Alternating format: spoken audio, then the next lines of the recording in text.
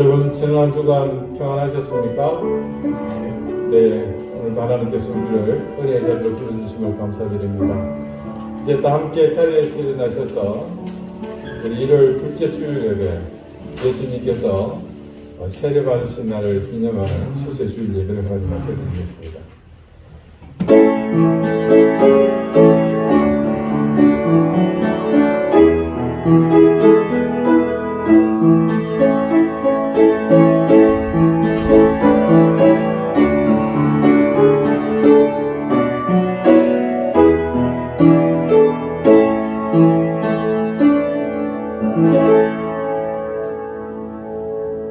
예수께서 세례를 받으시고 곧 물에서 올라오실새 하늘이 열리고 하나님의 성령이 비둘기같이 내려 자기 위에 임하심을 보시더니 하늘로부터 소리가 있어 말씀하시되 이는 내 사랑하는 아들이요 내 기뻐하는 자라 하시니라.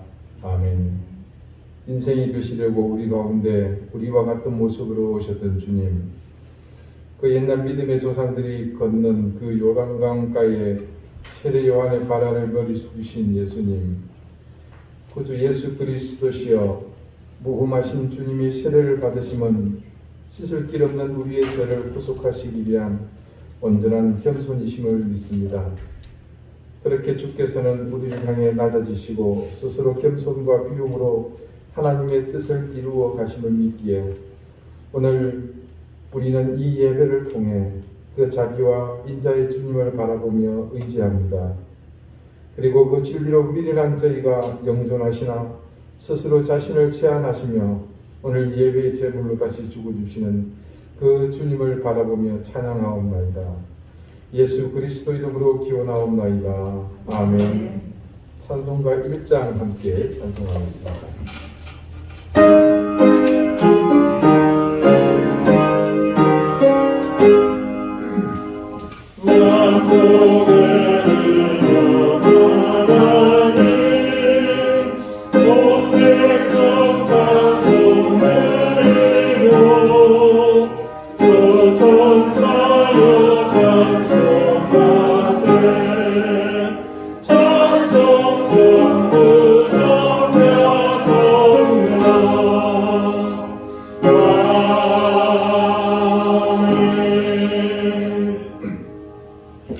이제 다 함께 참회의 기도를 드리겠습니다. 거룩하신 하나님, 하나님의 인자와 긍휼 앞에 우리의 죄와 허물을 남김없이 고백합니다. 2022년 첫 주가 하나님 전염병과 또 두려움 속에서 우왕좌왕하다 어느새 우리 곁에서 지나가 버렸습니다. 올해를 시작하면서 또 우리는 연회와 같이 많은 각오와 다짐, 또 후회와 회개로 새로운 신앙의 열심을 다짐하고 결단했습니다.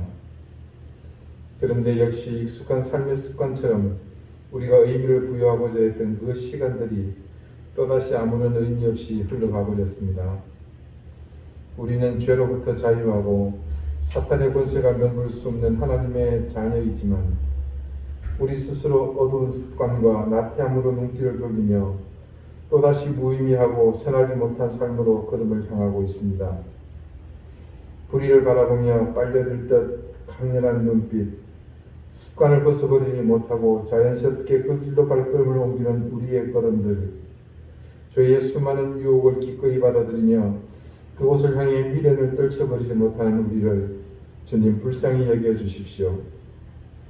우리의 나태함을 거두어 주십시오.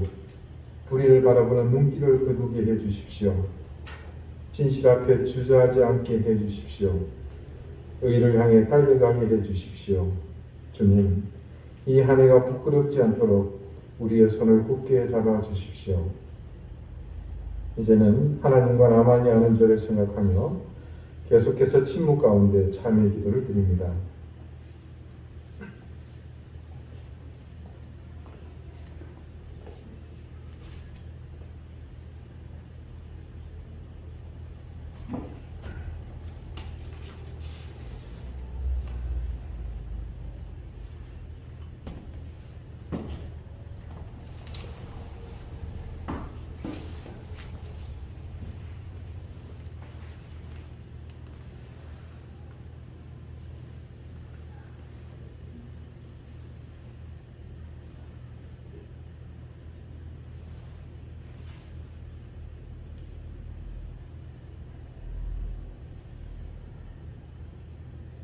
하나님께서는 자신의 부끄러운 죄를 솔직하게 고백하는 사람들에게 말씀하십니다.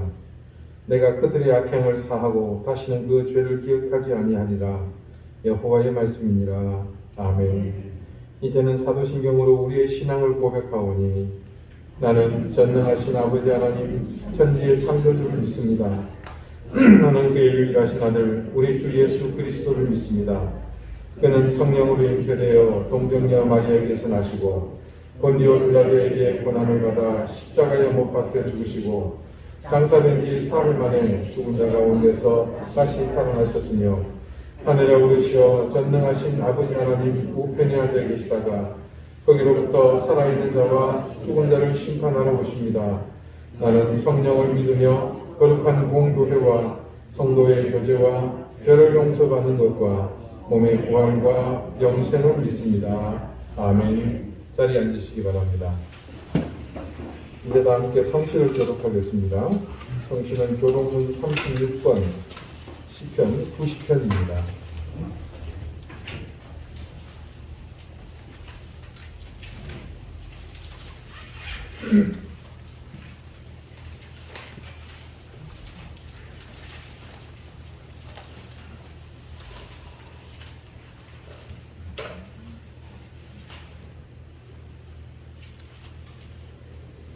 주여, 주는 대대에 우리의 거처가 되셨나이다.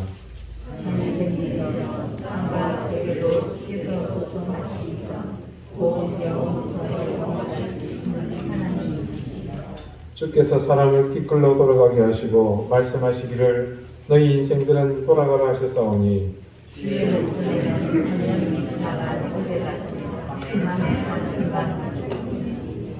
주께서 그들을 홍수처럼 쓸어가시나이다. 그들은 잠깐 자는 것 같으며 아침에 돋는 풀 같으니이다.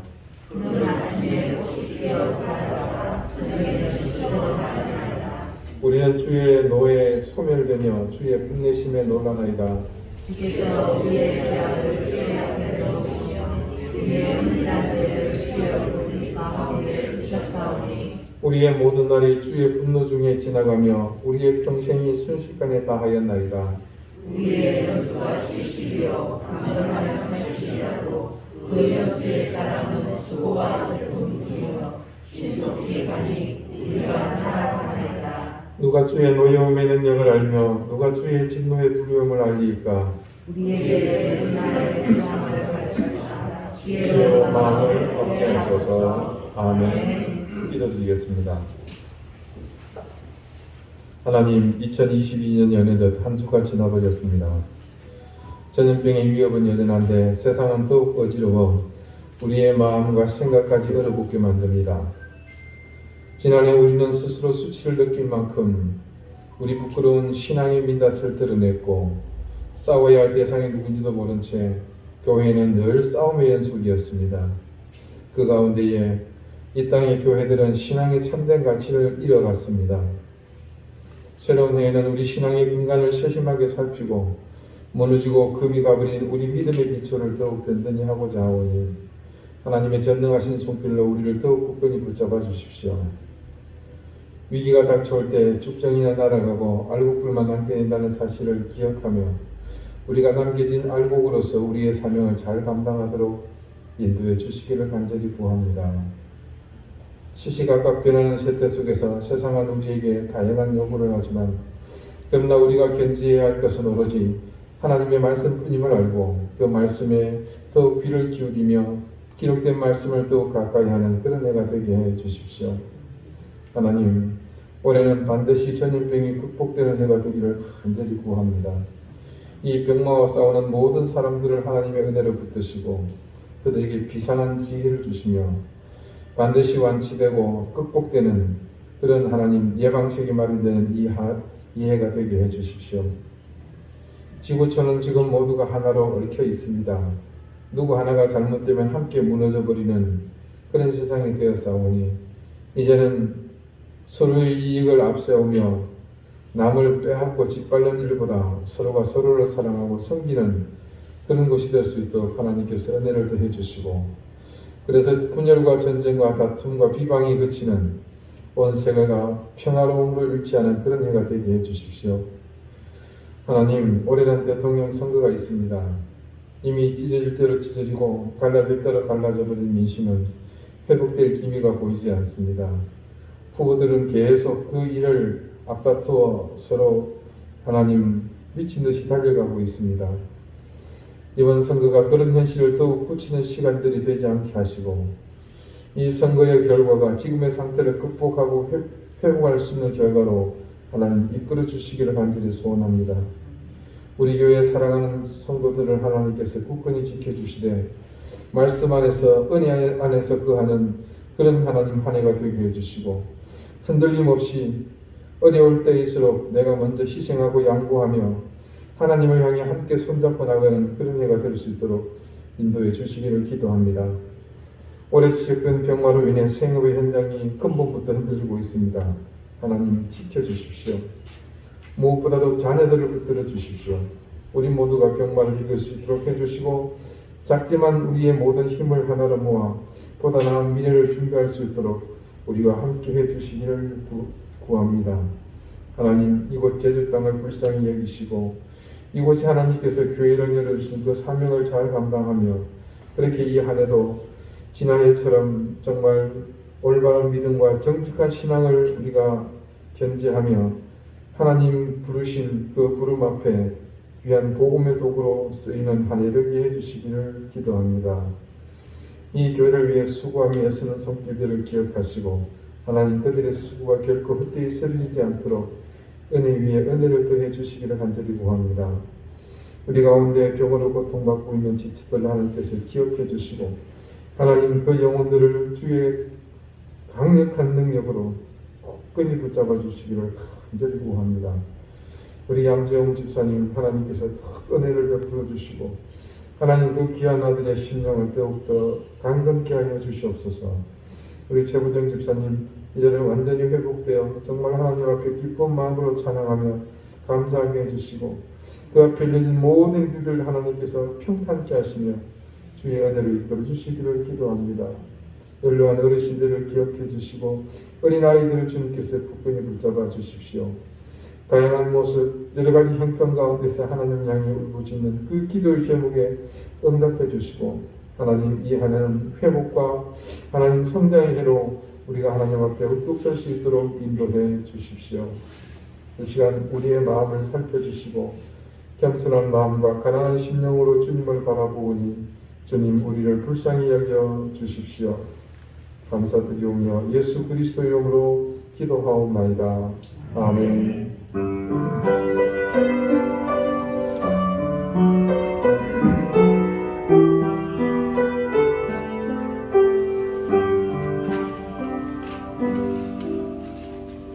찬송가 8장 함께 찬송하겠습니다.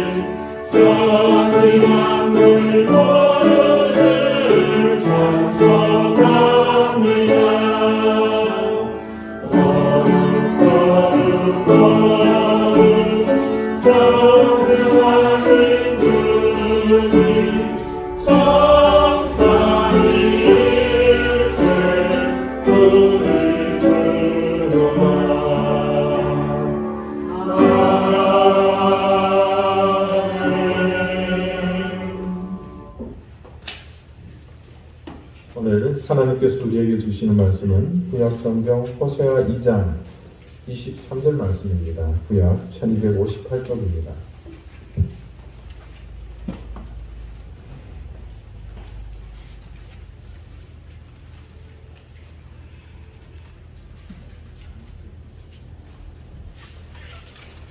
호세아 2장 23절 말씀을 제가 읽겠습니다. 이제 다 같이 자리에서 일어나 하나님의 말씀을 경청하십시오.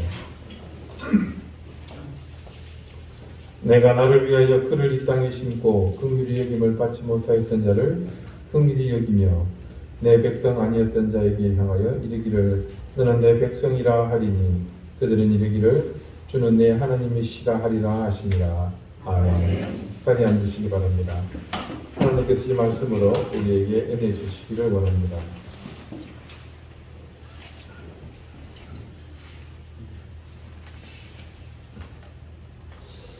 이스라엘 백성이 애굽에서 노예로 살 때는 정말 내일을 기약할 수 없는 하루하루가 참 절망적인 시간들이었습니다.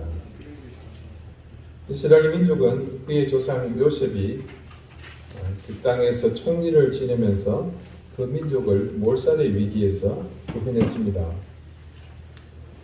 누구도 예측하지 못했던 7년의 대풍년, 이후 지속될 7년의 혹독한 흉년을 그는 미리 알았고 그것을 대비함으로 모든 것을 잃어버릴 수 있는 상황에서 그의 지혜로 이 애굽은 그 위기 속에서 크게 번창합니다. 야곱의 가족은 이런 요셉의 기지로 구원 얻은 애굽 땅에 정착하게 되었습니다. 그들은 애굽의 왕과 국민들에게는 정말로 아주 귀한 그런 손님이었죠. 그래서 그 첫 시작은 그 나라에서 대접받는 아주 귀한 삶으로 출발합니다.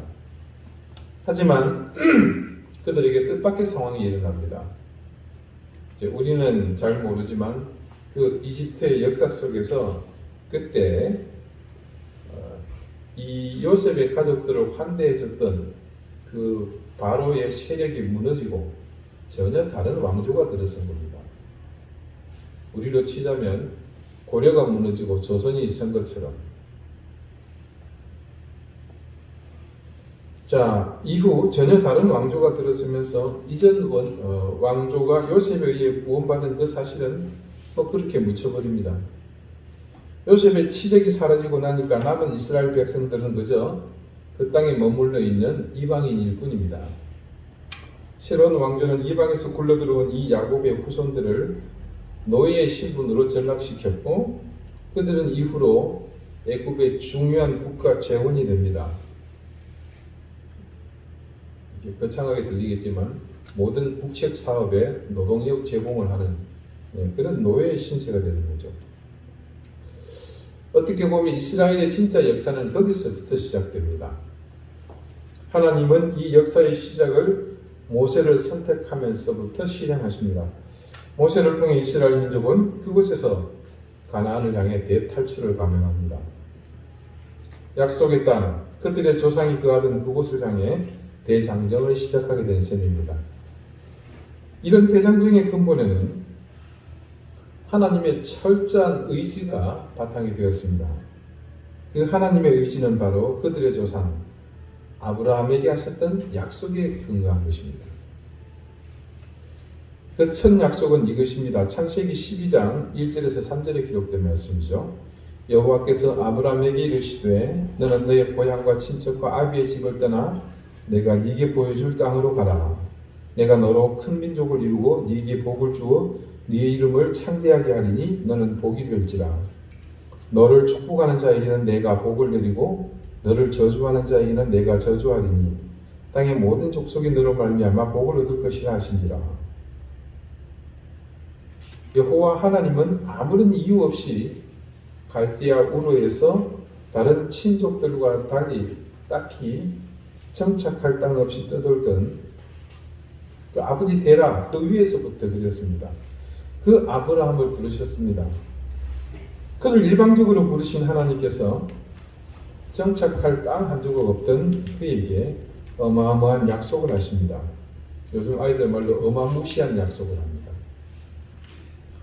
더군다나 너를 축복하는 자에게는 내가 복을 내리고 너를 저주하는 자에게는 내가 저주하리니 땅의 모든 족속이 너로 말미암아 복을 얻을 것이라는 약속은 인류의 역사가 시작된 이후로 정말 유일무이한 그런 일이기도 했습니다.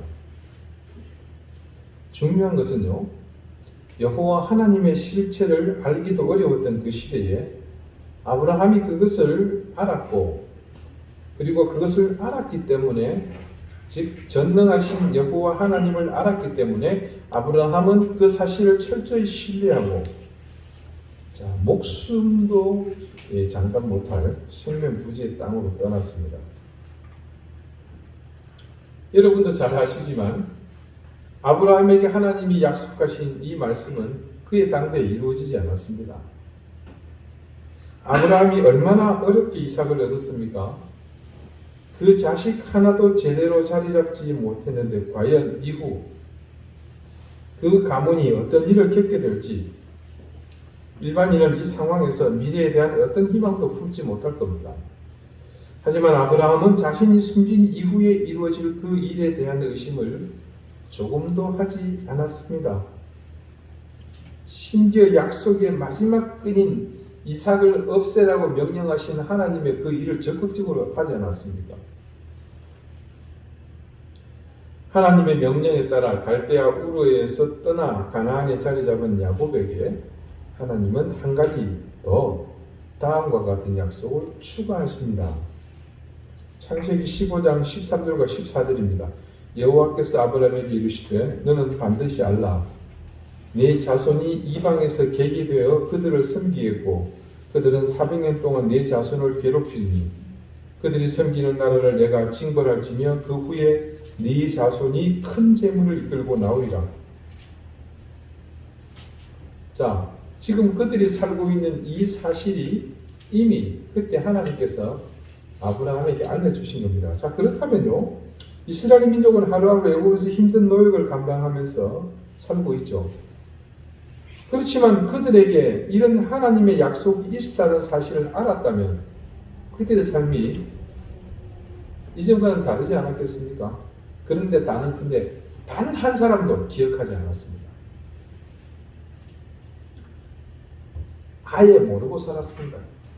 누군가 정말로 신실한 사람이 있어서 조상적부터 전해온 그 사실을 기억하고 소중히 간직한 사람이 있었다면 아마 그들은 모세가 출애굽을 제안했을 때 야, 드디어 때가 왔구나. 모두가 환호하며 하나님께 영광을 돌리고 약속이 이루어졌다. 그렇게 잔치를 벌이지 않았겠습니까?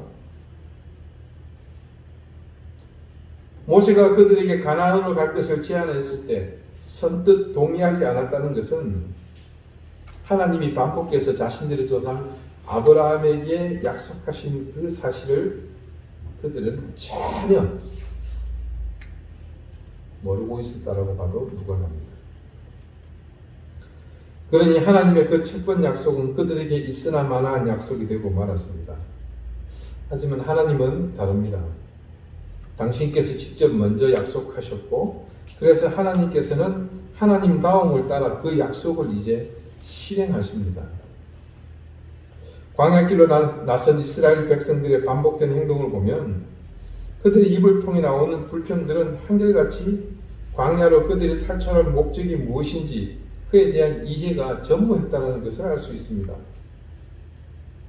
그래서 하나님은 그들에게 모세를 통해서 하시려는 일, 즉 그들의 조상적에 하셨던 약속을 다시 그들에게 시행하십니다. 그것이 출애굽기 13장에 기록이 되어 있습니다. 1절에서 6절의 말씀입니다. 자세히 들어보십시오. 이스라엘 자손이 애굽 땅을 떠난 지 3개월 되던 날 그들이 시내 광야에 이르니라. 그들이 르비딤을 따라 시내 광야에 이르러 그 광야의 장막을 치되 이스라엘이 거기 산 앞에 장막을 치니라. 모세가 하나님 앞에 올라가니 여호와께서 산에서 그를 불러 말씀하시되 너는 이같이 야곱의 집에 말하고 이스라엘 자손들에게 말하라. 내가 애굽 사람에게 어떻게 행하였음과 내가 어떻게 독수리 날개로 너희를 업어 내게로 인도하였음을 너희가 보았느니라. 세계가 다 내게 속하였나니 너희가 내 말을 듣고 내 언약을 지키면 너희는 모든 민족 중에서 내 소유가 되겠고 너희가 내게 대하여 제사장 나라가 되며 거룩한 백성이 되리라. 너는 이 말을 이스라엘 자손에게 전할지니라. 아브라함에게 하셨던 약속을 다시 그들에게 하나님은 되풀이하여 선포하셨습니다. 시대가 달라지고 상황이 달라졌고 그 시점에 그들에게 다시 하나님은 재편된 약속을 이렇게 해주셨습니다. 약속의 대상이 사실은 근본은 같지만 달라졌습니다. 이전에는 아브라함 한 사람이었다면 이제는 아브라함의 후손들 전체로 확대되었습니다. 거기에 더해 아브라함의 때와 다른 것이 있습니다.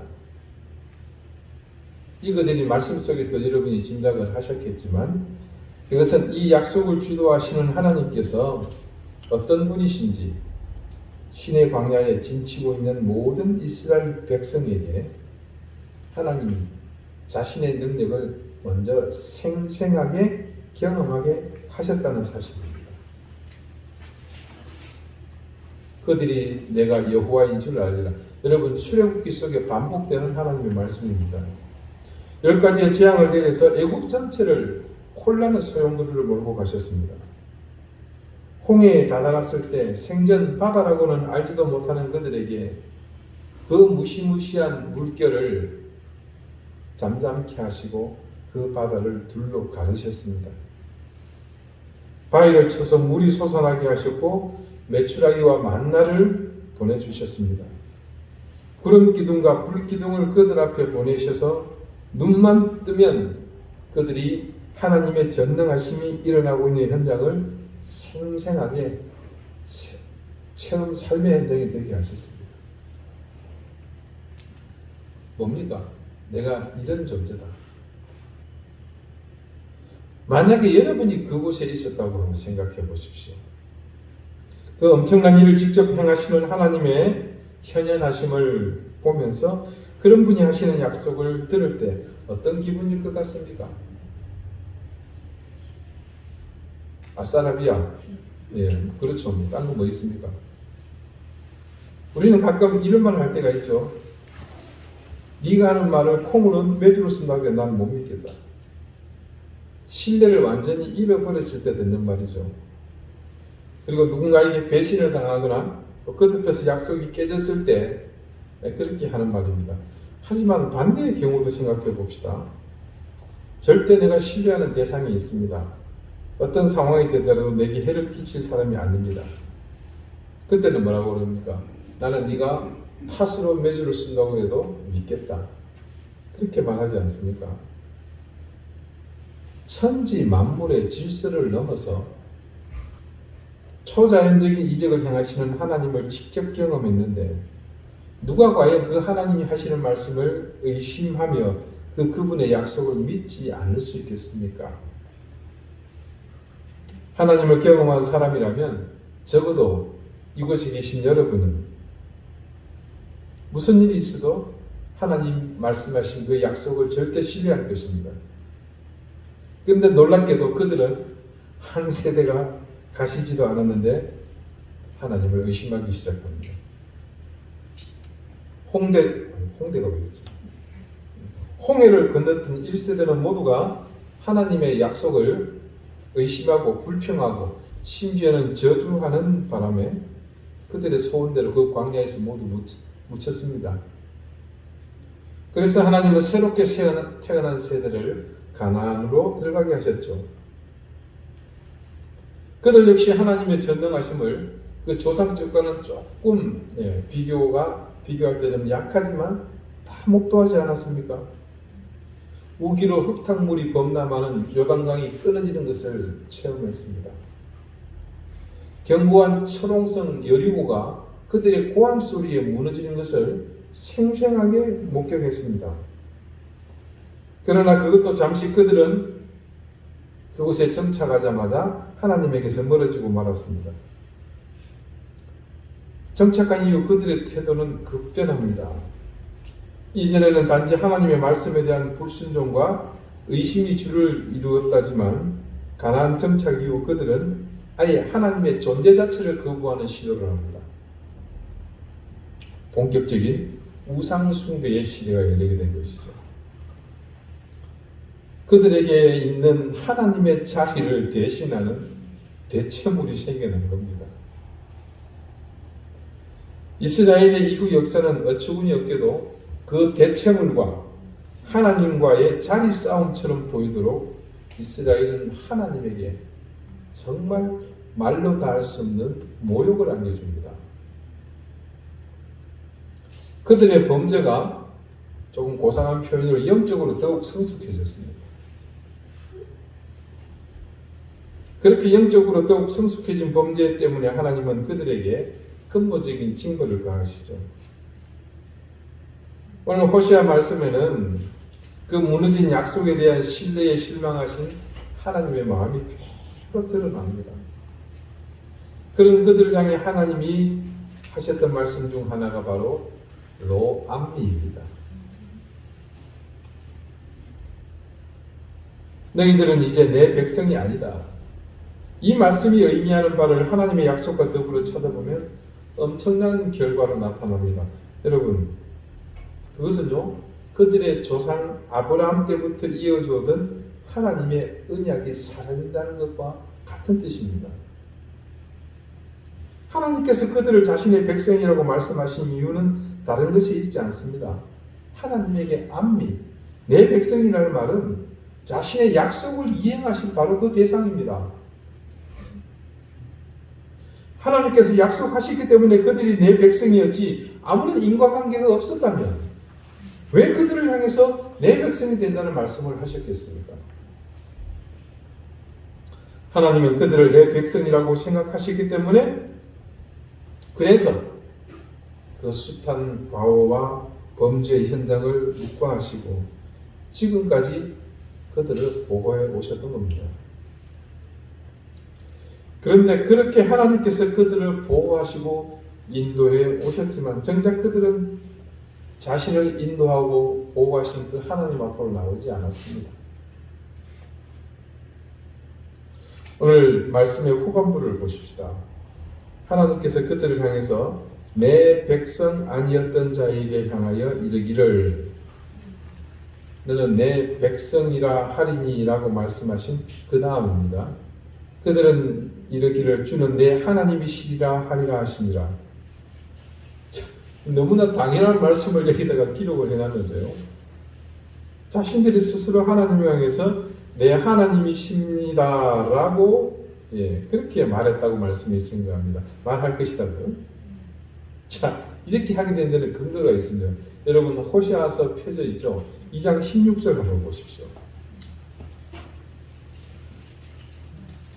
여호와께서 이르시되 그날에 네가 나를 내 남편이라 일컫고 다시는 뭐라고요? 내 바알이라 일컫지 아니하리라. 여러분 이 상황이 이해가 가십니까? 이스라엘 백성들은 하나님을 향해서 이렇게 신성을 모독하는 이름을 감히 하나님을 향해 수식어로 붙였습니다. 그런 민족이 무슨 희망이 있겠습니까?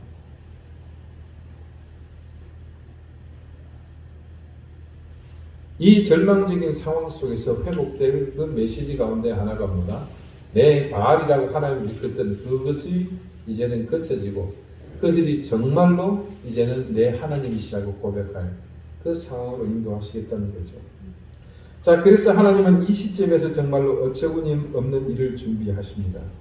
그것은 바로 지난주에도 말씀드린 말도 안 되는 그 결혼을 감행하시는 일입니다. 예레미야 31장 31절에서 34절에 기록된 말씀을 제가 잠시 읽어드립니다. 여호와의 말씀이니라. 보라, 날이 이르니 내가 이스라엘 집과 유다 집에 새 언약을 맺으리라. 이 언약은 내가 그들의 조상들의 손을 잡고 애굽 땅에서 인도하여 내던 날에 맺은 것과 같이 아니할 것은, 여러분 이 말씀이 무슨 말씀인지 이해가 되시죠? 조금 전 시내산에서 그들에게 하셨던 그 약속을 말하는 겁니다. 그것과 같이 않겠다라는 겁니다. 새로운 약속입니다. 내가 그들의 남편이 되었어도 그들이 내 언약을 깨뜨렸습니다. 여호와의 말씀이니라. 자, 호시아의 말씀과 일맥상통하고 있죠. 그러나 그날 후에 내가 이스라엘 집과 맺을 언약은 이러하니, 무슨 얘기입니까? 하나님이 다시 음탕에서 바람나서 나갔던 그 여인을 불러들여서 다시 가정을 이루시겠다, 결혼하시겠다는 그것이잖아요. 그러나 그날 이후 내가 이스라엘 집과 맺을 언약은 이러하니 곧 내가 나의 법을 그들의 속에 두며 그들이 마음에 기록하여 나는 그들의 하나님이 되고 그들은 내 백성이 될 것이라. 여호와의 말씀이니라. 그들이 다시는 각기 이웃과 형제를 가르쳐 이르기를 너는 여호와를 알라 하지 아니하리니 이는 작은 자로부터 큰 자까지 다 나를 알기 때문이라. 내가 그들의 악행을 사하고 다시는 그 죄를 기억하지 아니하리라. 여호와의 말씀이시라. 하나님이 또 다른 언약을 말씀하시는데 그 언약의 내용이 이전과는 너무 다릅니다. 그래서 성경학자들은 예외 없이 이 호세아서에 기록된 하나님의 결론과 이 새 언약을 같은 것으로 말합니다.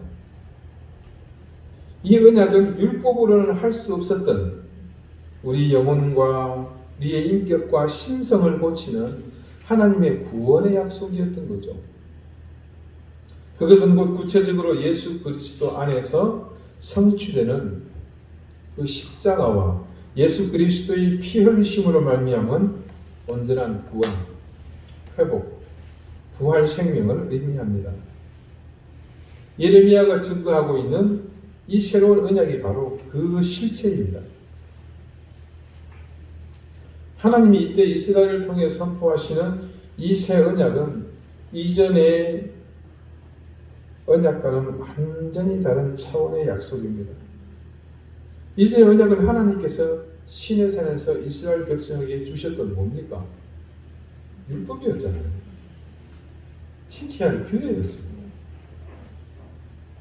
그렇다면 이제 하나님께서 저렇게 주시는 약속은 그 율법에서 완전히 벗어난 새로운 약속입니다. 지난주 하나님의 결혼하시려는 의지가 오늘 우리에게 나타나는 결과가 뭐라고 했습니까? 예수 그리스도의 오심. 그 의지는 뭐죠? 하나님의 일방적인 사랑이잖아요. 그래서 그 실행이 구체적으로 나타나는 것이 뭐다? 예수 그리스도. 내가 원한 게 아니잖아요.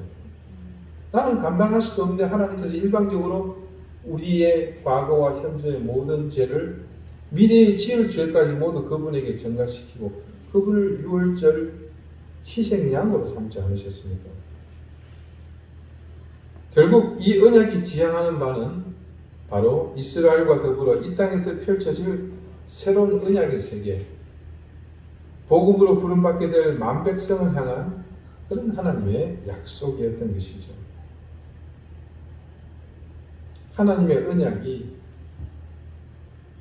하나님이 사랑하시는 인간을 위해서 이렇게 발전해 왔습니다. 자, 다시 되짚어 봅시다. 처음 언약은 어디에서 나타났습니까? 갈대아 우르에서 오늘도 걷는다마는 정치 없는 이 발길 계속 돌아다니던 그 아브라함에게 임했습니다.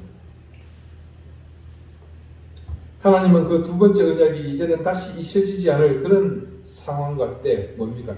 율법을 통해서 주셨잖아요. 어느 누구도 부인할 수 없는 곳에서 확고부동한 의지를 드러내시는 그런 약속이었습니다.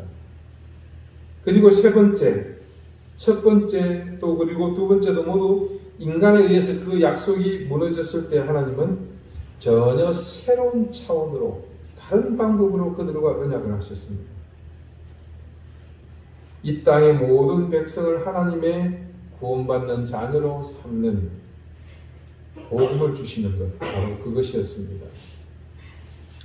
정말 생각할수록 하나님의 방법은 놀랍기만 합니다. 하나님이시기 때문에 그분만이 할 수 있는 방법입니다. 처음 아브라함을 통해 약속을 주셨던 하나님은 아브라함의 사후, 정말 어느 누구도 기억 못하고 있는 그 약속을 실현하시기 위해 출애굽의 그 놀라운 일을 기획하시고 실천하셨습니다. 이제는 하나님의 약속이 사람들에게 절대 잊혀지지 않도록 그들과 시내사에서 계약을 맺으셨고 역시 하나님은 또 그것을 열심히 실천해 나가셨습니다.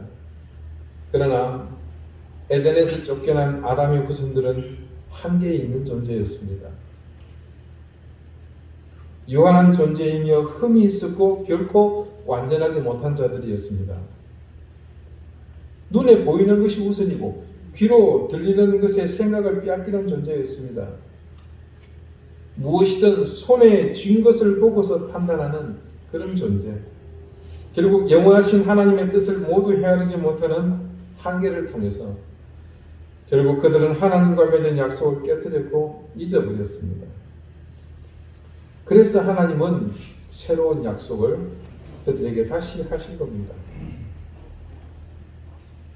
그렇게 다시 약속하신 그 언약은 이제 인간의 의무나 다른 행위 따위는 그분의 안중에 없습니다.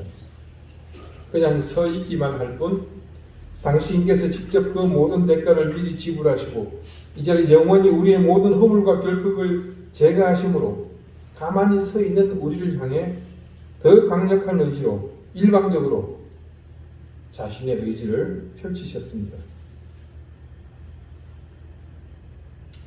인류의 역사를 돌아보면 그분은 반복해서 약속을 잊어버리는 인간을 향해 더 가까이 다가오셨습니다.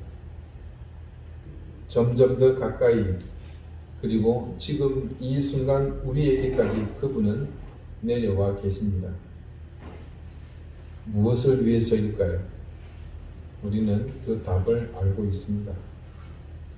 이 형편없고 보잘것없는 우리를 더 사랑하시기 위해서입니다.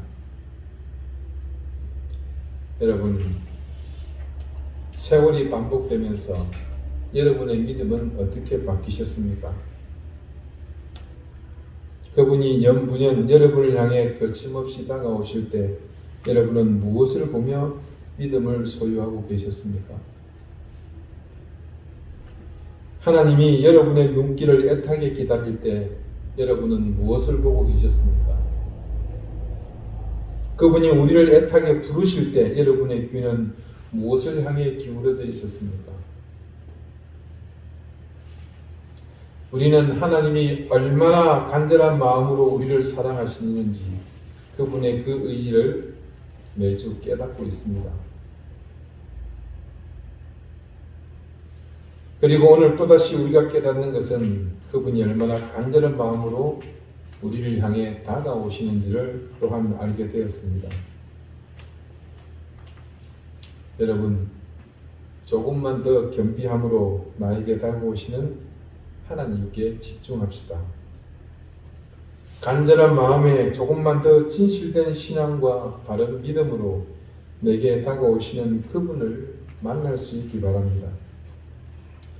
그래서 부족한 나를 채우시고 허물어진 나를 새롭게 일으켜 주시는 하나님의 손길을 제대로 느끼고 호흡하는 그런 삶을 사십시다. 그분은 지금도 우리를 향해 다가오십니다. 그리고 필요하다면 더 많은 방법과 길을 찾아서 우리에게 오실 분이십니다.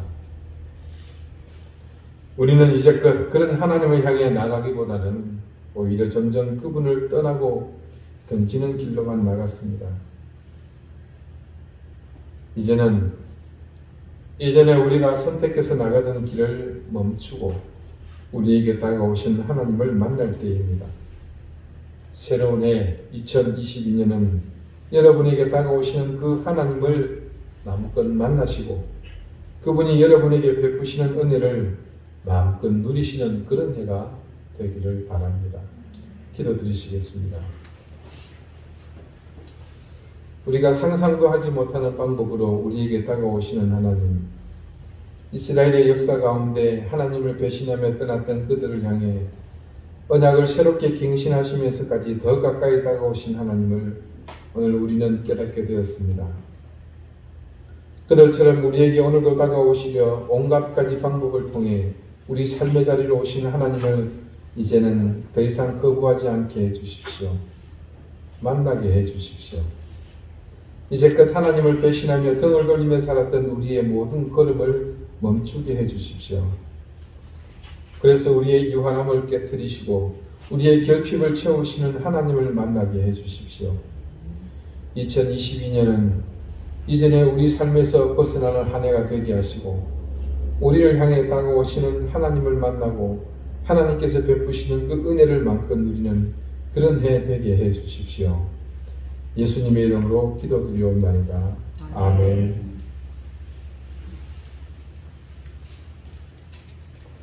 찬송 486장 함께 찬송하겠습니다.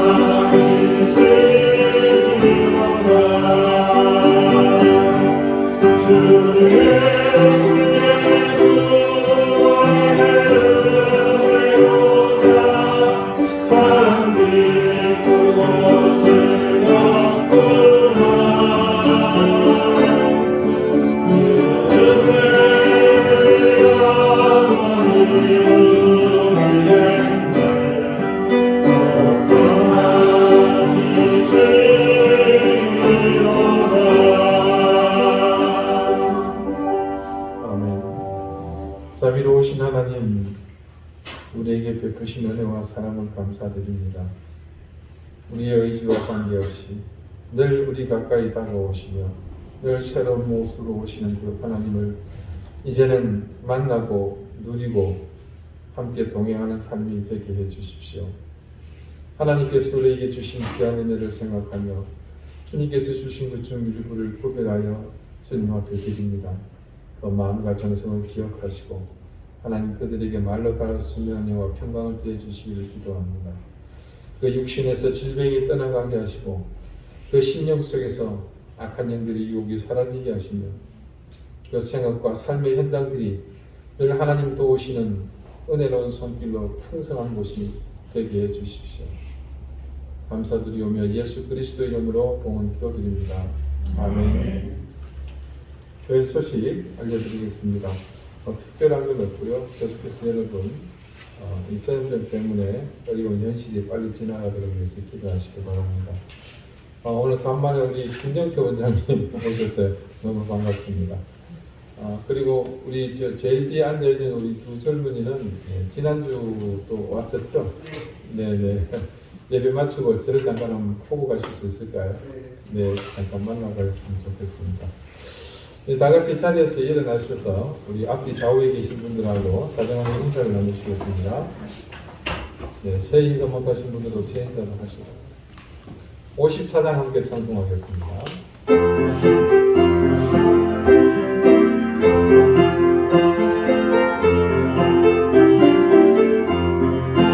주여 오늘 구하오니 편히 가게 하시고 사랑마다 주님께로 이기도록 하시고 광야 같은 세상에서 항상 인도하소서.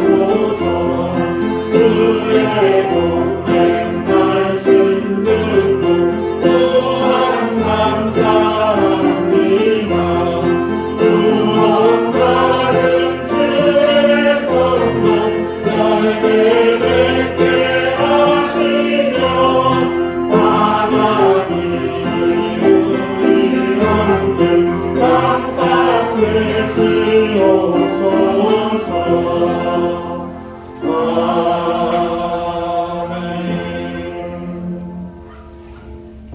이제는 예수 그리스도의 은혜와 하나님의 사랑과 성령의 교통하심이 우리에게 언제나 간절한 마음으로 다가오시는 그 하나님을 이해는 자주 만나고 늘 가까이 하며 그분이 베푸시는 손길과 은혜를 누리며 살아가기를 다짐하는 우리 사랑하는 방주교의 모든 성도들과 저들의 가정과 생업 그리고 귀한 자녀들 위해 이제로부터 영원토록 항상 함께 하시기를 간절히 축원하옵나이다.